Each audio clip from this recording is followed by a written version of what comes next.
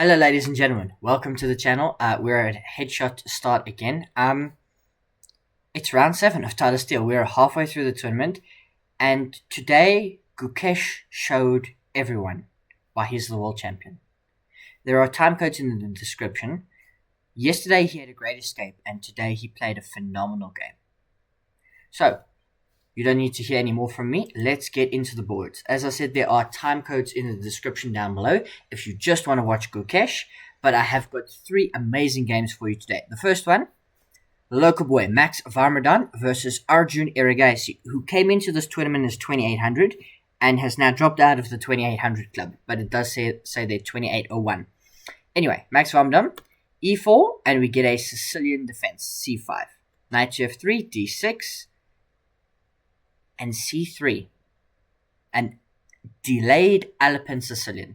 For those of you unaware, you can play the Alpine Sicilian like this, and the main idea is to play d4 and trade like this, and then the pawn structure remains intact. Instead of playing after knight f3, d6, the open Sicilian, in which you give up a center pawn for the c pawn. You see, you've traded your d4 c pawns. So we get the delayed Alpine, knight to f6, and h3. Now already white's slight opening advantage that they get, gone. And we are now deep in the woods. Like, I have never ever in my life seen this before. I've not seen that many chess games, but I've probably seen close to 1,000. I've never seen this before. Anyway, bishop to d7. Bishop in front of the d-pawn, like, it protects this. First of all, I don't know why this isn't free. I assume there's a reason that this is not free. If we go back, I assume there's a reason that this is not free. Oh yeah, it's just queen f4 check, which is just a fork. So it's not free. That's why you play bishop to d7, so you block it, and now it gets defended with the bishop instead of playing d3. I don't know, man. Maybe you're going to play bishop back and push this pawn to d4. I don't know. Anyway, knight here, and we do follow through on this plan, castling, and Arjun plays g5. Ladies and gentlemen, there's a reason I started with this game. It makes no sense, and these two players just want to attack each other. So we get g5. White's advantage is slightly back now. d4, g4. Danger levels. Gotham Chess is very happy. d5. Takes. You have to take with the bishop, otherwise you lose another piece. Queen takes. Now, remember, this pawn is pinned to the queen, so you can't push it. But white is almost better. It is now 0.08. White is close to winning. Black has to find only moves. Rook g8 is a good start. Rook d1. And here, an inaccuracy. You have to find only moves. The only moves keeping the advantage below +1 is queen d7 and a6. Queen d7 makes a bit of sense. You're getting the queen off of this file, and you're reinforcing the dark squares. a6 makes no sense to me. And you make a relatively simple move, e6, to try and, get your bishop maybe here to protect your knight. Nope, it's a bad move. We bring the knight out. And another one, b5, taking space on the queen side, just a4. a6, it's no good. We're now +1.5. And, yeah, knight b to d7. When you're going backwards, it's now +2. The advantage is just swelling for Max Warmerdam, who finds a lovely opening trick. He's just better. Arjun has to fight back. They're now down to 40 minutes versus 35. How can you play chess like this? Your bishop hasn't moved. This knight is in the center, yes. This rook has come over here. White has an open file. They've got 2 lovely bishops. This bishop will be open shortly. The knight has got access. The queen is out. It's just overwhelming compensation for white. And compensating for what? Black's not even up any material. King h2. You can play king h2 and it's +2. Queen f6. f4. Kicking the knight out. We bring the queen back. +3. e5. Cracking in the center. The queen comes out, attacking the knight. The knight just moves. We trade and play a d5. It's a good idea, but queen takes. We can give this up because then the queen and the rook teammate to checkmate the king, so you can't take. So we play c4. But now the rook swarms in, and it is just going to eventually fall apart. A slight mistake here, but it's completely winning. The black king is being hunted. It hasn't moved. This is why you need to castle. And it's just completely winning as Max Warmerdam defeats Arjun Erigaisi and in the game with lovely. Look at this. The queen can't take the bishop because you get mated, so you just win the rook. An incredible game by Max Warmerdam. And that wasn't the only one today. Vladimir Fedoseev. He has been on a roll. He plays Vincent Keymer, and we get d4, knight f6, c4, e6, knight to f3, d5. Queen's Gambit declined. We've seen this a lot. Knight to f3, and we play c6, semi-Slav defense. The bishop comes out, we attack it, and we trade. There is a line here. When you go back, black plays g5, and we sacrifice the knight for the 2 pawns to get this, but not in this position. Normally there's e4, so you can pin the knight. Okay, so bishop takes f6, queen takes f6, e3. Knight develops to d7. You might say, doesn't that look a bit stupid? Well, you can't go to c6, and your light squared bishop's not getting out any time soon, so you may as well develop your knight and prep c5 or e5. Those will be your 2 main pawn breaks in the semi-Slav. Bishop to e2, queen slides back to e7, blocking the dark squared bishop, but again, it's not got much hope on this diagonal just yet. So, we block everything down with c5. A very committal move. That's why the engine's not completely sure about it, because you allow g4. G5 rather. And even though you can start on the queen side, like black's attack is pretty potent, so you can't castle this way, and you've already started pushing pawns in front of your own king. So I'm liking black's position, but castles. Now we break through kind of on the queen side. The knight gets attacked, it drops back, and we break. You see there with e5, breaking in the center. Vladimir Fedoseev rotates the knight out, takes. Look at that, planting the knight on e5. Now it's going to have access to all of these squares. You can go to any one of them. Obviously, these 2 are controlled, and it can't go there. This square, I mean, you would trade for the pawn, and maybe that's not so good, although you get, access to the d-file. And there's always sacrificing ideas on f3. Castles, queen picks up a pawn, we get takes, the knight jumps out, it can't be taken because the queen's hanging, queen drops back, and knight plants itself lovely on d6. The bishop moves out the way, and now look at this, the white knights fighting back, have planted themselves on some very good squares, and have got some very nice attacking opportunities. So, black continues to push pawns. White looks to break on the king side, but we just bring the rook over. King slides over. We want to get off this diagonal so that we can maybe push this pawn. Bishop attacks the knight, and we just keep going with f4, attacking the black knight. It moves, and now we go e4. White strikes back in the center. Queen's a bit of inaccuracy. Already here, black's got to be very careful. You can see, like, queen here makes a lot of sense. The engine prefers just taking this knight. Queen to a5. Queen to b2. So it's happy with queen moves, but you got to be very precise. So we have a slight inaccuracy, and then after e5, another one. Now it's +2. White has gone too far. We can take yes here. And after queen takes d6, you get here. And now the defenses of the black king are being stripped. And as you desperately try to defend, you're going to create too many weaknesses for yourself.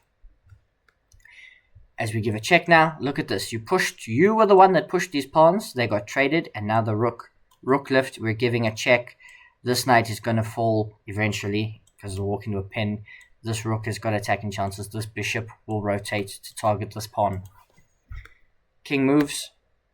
Rook infiltrates. You can attack the queen. It's not good enough. So we take, and we bring the queen here.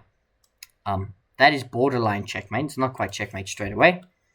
Rook comes back. Mistake. Now the bishop's in. We're targeting the f5 pawn. Check.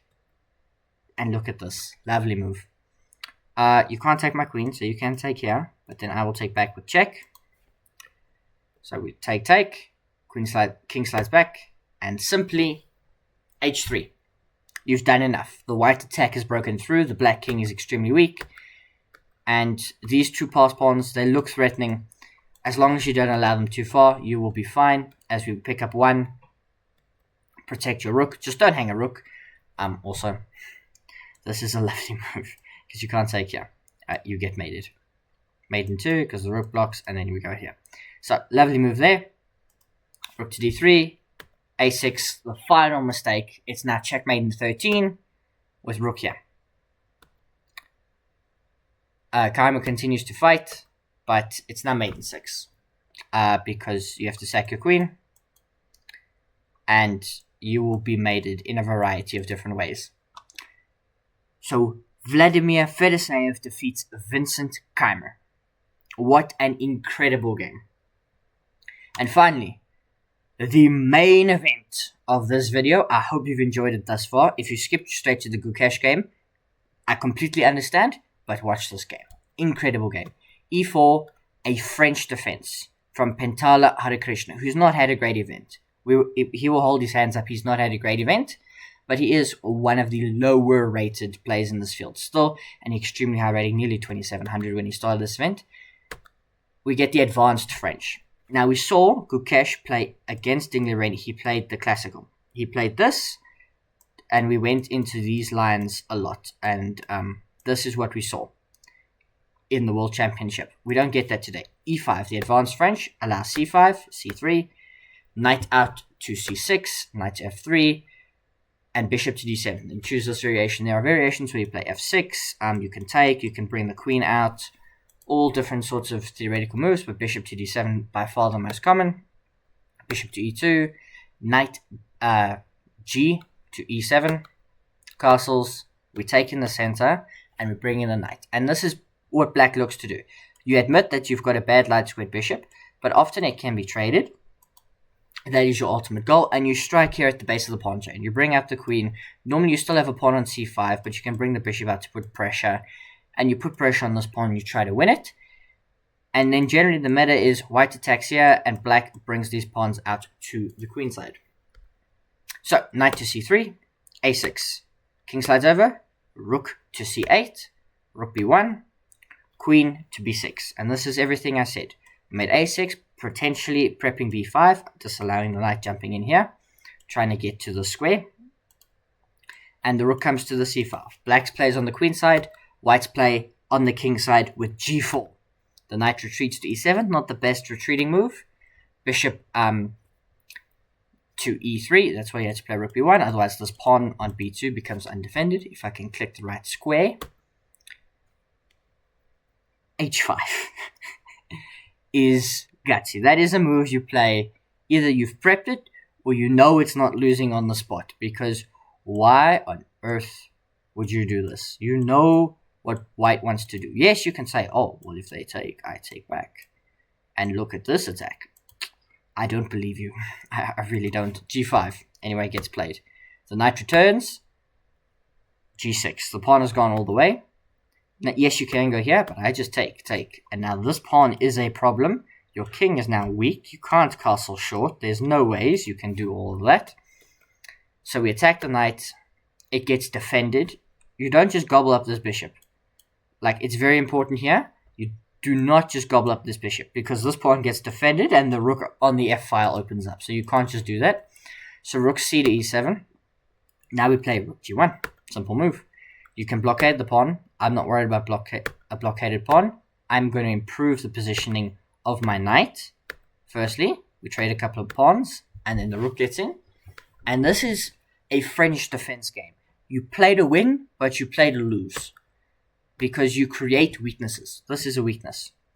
Black has a weak king. You're going to have to castle short and pray for the best. Pray to the chess gods for the best. The best is not coming for black today. The world champion. Yes, it's 0-0-0 here. It's 0-0-0 if you can play rook fc8. Is your best move. And then what white has to play is rook e1. Just defending that pawn. Simple. Nope. Rook takes c5. We take back with the knight. Knight takes e3. Gukesh set a trap. Queen b7. That is checkmate. As I knock over my microphone. My microphone was so astounded it started falling over. You can block. I bring the rook back. And you've got one more problem, as I can take on e6. And we can give a check. And you are getting checkmated. Because I can bring in the rook. And there is nothing you can do. Rook g. You can try and defend. You might think, oh, I've got to have something here. Nope, you're going to get mated.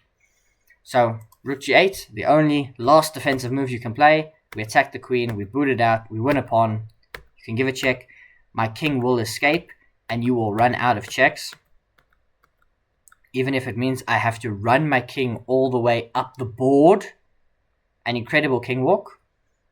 And, yeah. After, we've got, where are we now? Sorry, yeah. Oh, that's not what I wanted to do. Yeah, queen d6, and I don't know if what happened, but Pentala Harikrishna resigns, plays queen to d6, and realizes that there's just king to g5. And the game is over.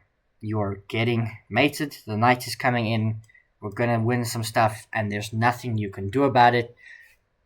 I haven't given this a lot of analysis, and that's because basically, knight takes e3 on move 29 ended the game.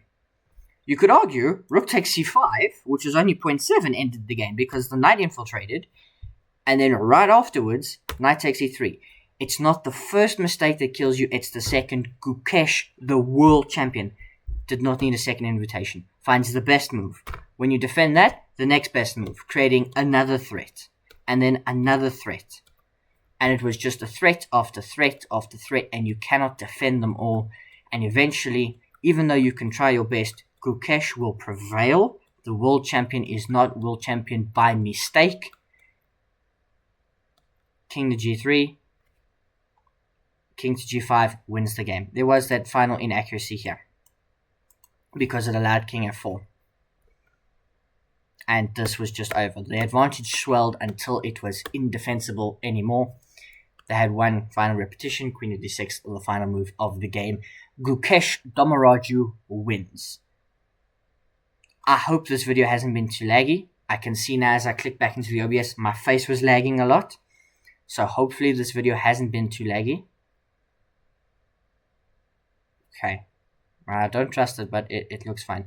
And then I will pull up for you now the scores for the event. Sorry, I should have had this ready earlier. Is this it? Yes, this is it.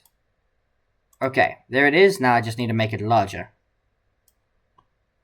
Okay, my mouse disappeared. My whole computer is starting to fail me. There it is, the final standings after round 7. You can see Gukesh has joined Nurdebek Abdusatorov and Pragdananda at the top of the standings with 3 wins and 4 draws. They are followed closely by Vladimir Fedoseev, who is now 3 wins, 3 draws, and 1 defeat. And then Alexei Sarana, 1 win and 6 draws. And then finally Fabiano Caruana is tied with Wei Yi and Pentala Harikrishna. Wei Yi, by the way, has made 7 draws. He's the defending Tata Steel champion. He's made 7 draws. Who said chess was alive? Anyway, I hope you enjoyed the video. Leave a like if you did. Comment on how I can improve these videos. And subscribe if you'd like to see more from me. Until next time.